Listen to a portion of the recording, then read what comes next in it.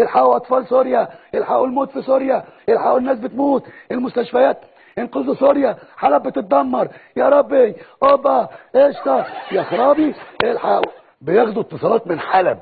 خدوا بالكم حلب اللي بتتضرب دي لا فيها نور ولا ميه ولا كهرباء ولا تليفونات. الواحده بتتصل طب من انه تليفون؟ الو بكلمك من حلب. اي يعني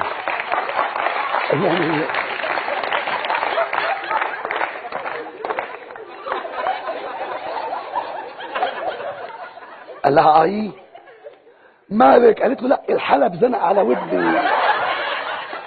حلب زنق؟ شو احكي لك؟ قال لها احكي.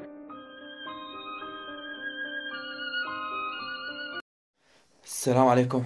اليوم طلعت لكم بوش جديد بس موش كوميدي، وش يأسان من الكوميديا اللي عم تطلع، من الكوميديا التافهة اللي طايلة عم يتمسخر على حلب، انه والله انتم ما عندكم تليفونات وما عندكم مي وما عندكم ما بعرف شو وما عندكم. لك انت وين كنت؟ لك انت لسه كنت فيك وقت كان عنا تليفونات، انت لسه ما كنت وقت كان عنا مي. لك انت وين كنت؟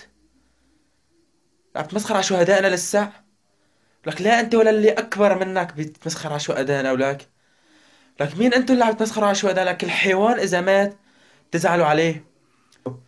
لك مين انتوا اللي عم تتمسخروا على الشهداء؟ فهموني بس. حلب عم تمسخر عليها انه والله ما في قصف بحلب وما في بطيخ وما في. لك طيب تفضل انزل على حلب اتفرج اذا في قصف ولا لا، ولا بس من وراء الاعلام ووراء الشاشات. لك اعتقوا رب حلب، اعتقوا رب سوريا. لك سوري ما في طريقه الا ما مات فيها. لك لا البر لا البحر لا الجو لا العفس، لك ما في طريقه الا مات فيها السوري. بس حلوا عن رب السوري. الاخي لا تساعدونا، ابوس ايديكم لا تساعدونا، بس حلوا عنا.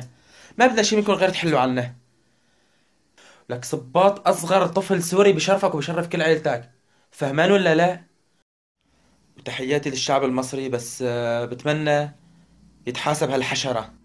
لما تقول انك سوري قولها بصوت عالي، زي البوس تراب سوريا هي ترابها غالي. ماسك الهوية بيدي فيها رافع راسي، يا سوري حط ايدك بايدي بكفي مقاسي.